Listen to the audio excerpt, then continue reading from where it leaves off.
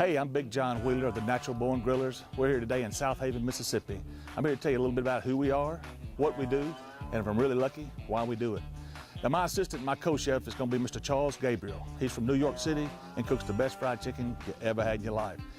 Some of our competition highlights is we're the 2008 World Champion, Memphis in May. We have over 20 state championships, ranging from New Jersey down to Texas. With the 2005, 2006 Memphis in May Team of the Year. We have over 55 grand champions, but the thing we're most proud of course, is that 08 World Championship.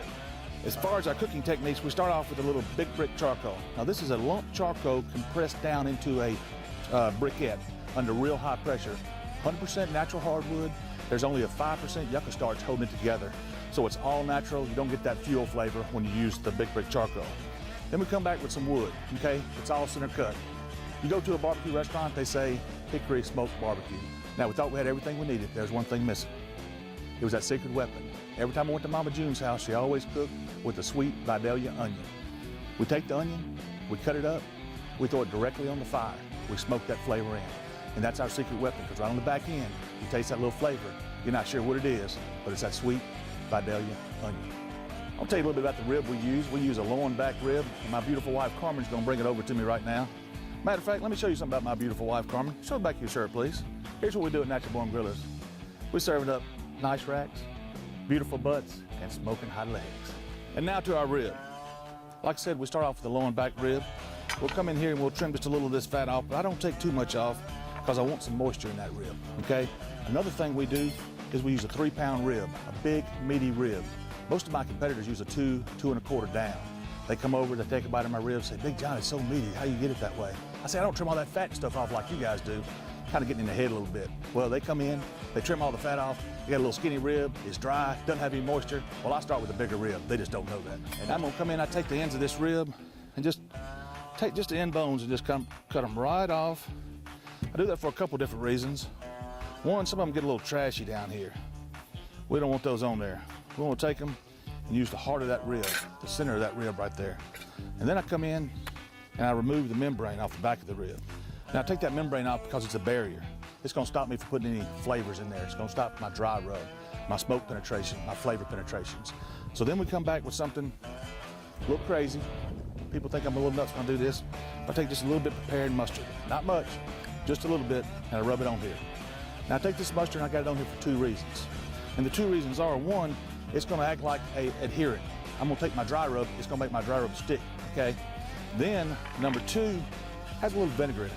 That vinegar is gonna tenderize this rib just a little bit, and it's gonna add a flavor that you're not really sure of. You're gonna be going, wow, what's that flavor? Well, that's one of those flavors we have here at Natural Born Grillers. It's kind of on the back end, kind of like the onion, you just don't know what it is. Then I'm gonna come in here with the dagger. Here it is, right here. You know what that is? That's $1 million rub. You know why we call it $1 million rub? That's about what it costs to get it all put together. And I'm gonna dust it on real lightly. Put just a little light of $1 million rub on here. Then I'm gonna come back, I'm gonna let that soak in for a second. It takes me an hour to put this dry rub on my ribs because I'll let about that much on. I'll come back, after it soaks in, I'll put a little bit more on. It'll melt in. Keep doing that, that way I don't block the pores. That way I don't stop my flavor penetration. After I get all that done, I'm gonna take this rib, I'm gonna come over here to the grill, and I'm gonna put her on. This is my old hickory pit, I call it my mailbox. Had a guy come by one day, he says, Wheeler, it looks like you're cooking off a mailbox. And at the time, my grill was painted black. I said, you know, that's a good deal, that's a good little gimmick. I'll call it my mailbox. That's US Postal Blue, by the way. I hope they don't get mad at me and sue me or something. But I take my mailbox, I put it on here, and I'm gonna smoke this rib for 3 hours. And I use 3 pounds of hickory. A lot of people don't use hickory because it's so strong. It puts too much flavor on there. I'm gonna use just 3 pounds and that's it. I'm gonna smoke it in, using my wood, my charcoal, and also my onions, putting my flavor in. I'm gonna pull the ribs out, I'm gonna wrap them in foil, put them on for about another 45 minutes until they're as tender as I want them. Then I'm gonna drop them into a cooler, let them steep, kind of like you do a crawfish. You take crawfish, you put in the cooler, that way they come out of the shell a lot better. Same thing with this rib. I put in the crawfish, I put it in the cooler, it comes right off the bone, nice and tender and full of flavor. Now, as far as the type of competitor that I am, I'm the smack talker who can back it up. I like to joke around a little bit with guys too. I like to get in their head. I like to make them think something different. That way they're a little bit off their game. If I can get them off their game, hey, just that much easier for me. Competitive, Oh, extremely competitive. Hate to lose. No seconds, no thirds. I get a second place trophy, I give it away. I give some kid or something. No seconds, no thirds. Go to my restaurant, you look around, none of those there. They're all first places. Oh, look there. We're smoking, looking just about right over here now. Let's go over to the grill and see what we got. Let me open up the mailbox. Look at there. That mailbox is so good, you put in one, you get out two. These ribs are cooked to perfection. I'm gonna get them out so we can glaze them, show you a little bit about what we do when we glaze them, and then talk just a hair more about them. Bring them over here now. A couple things we do here at Natural Born Grillers. We treat the back just like we treat the front. We're gonna glaze the back, we're gonna glaze the front. You know why? Where your taste buds at? They're down here on the bottom, aren't they? You take a bite of that rib, that's what you're gonna taste first. It's the back of that rib. I'm gonna pick it up, I'm gonna hold it like this. A lot of people pick that rib up and it falls down. Falling off the bone good.